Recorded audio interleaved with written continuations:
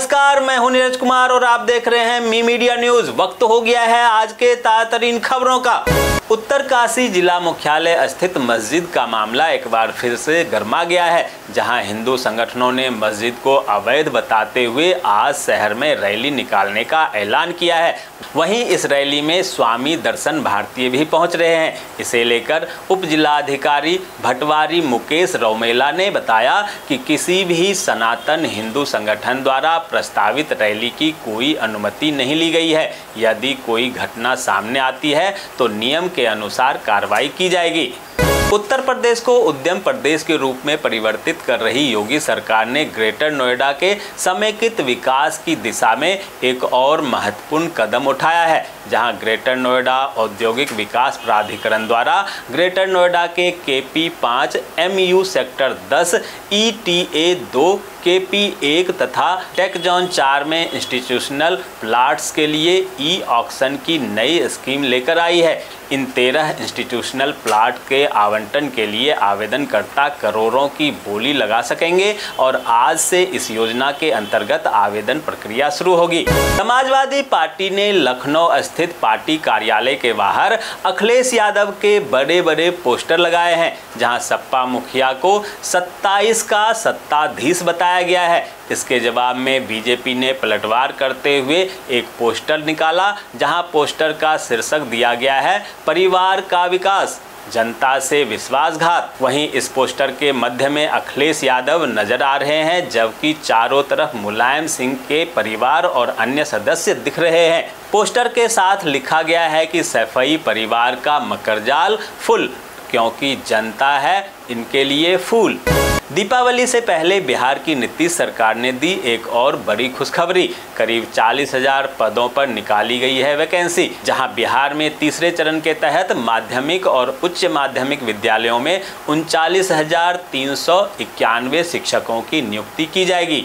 यमुना में अमोनिया का स्तर बढ़ने से दिल्ली के वजीराबाद, भागीरथी और सोनिया विहार जल संशोधन संयंत्र से जल आपूर्ति प्रभावित हो गई है। वहीं मुख्यमंत्री आतिशी ने वजीराबाद बैराज का निरीक्षण करने के बाद बताया कि तीनों संयंत्रों से लगभग 40% कम जल आपूर्ति हो रही है। बेशर्मी की बात तो यह है कि इसके बावजूद उन्होंने इसके लिए बीजेपी को जिम्मेदार ठहराया, जबकि 10 साल से दिल्ली में केजरीवाल और उनकी सरकार है।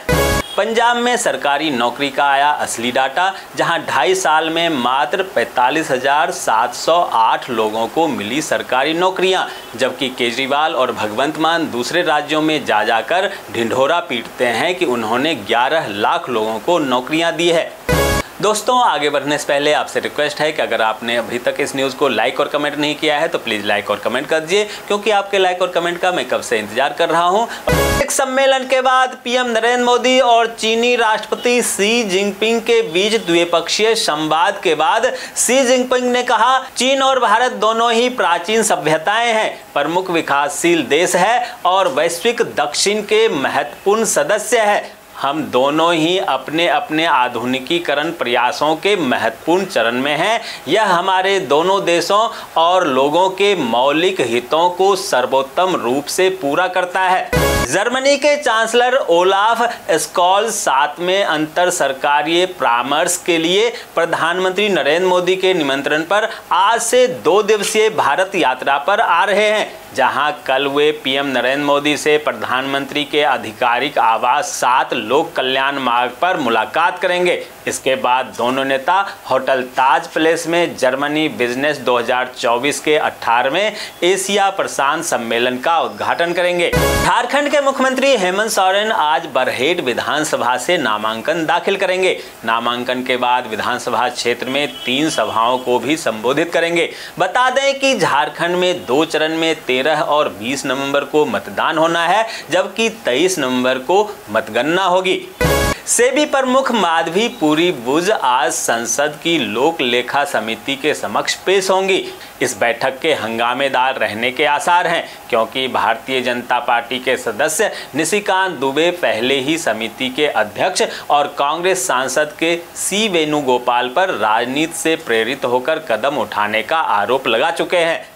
देश के पूर्वी तटीय इलाकों में चक्रवाती तूफान दाना का खतरा मंडरा रहा है, जहां चक्रवाती दाना के आज पश्चिम बंगाल और उड़ीसा के तट पर आने का अनुमान है, जिसे देखते हुए भारतीय तटरक्षक बल ने समुद्र में जान माल की सुरक्षा के लिए कई निवारक उपाय लागू किए हैं।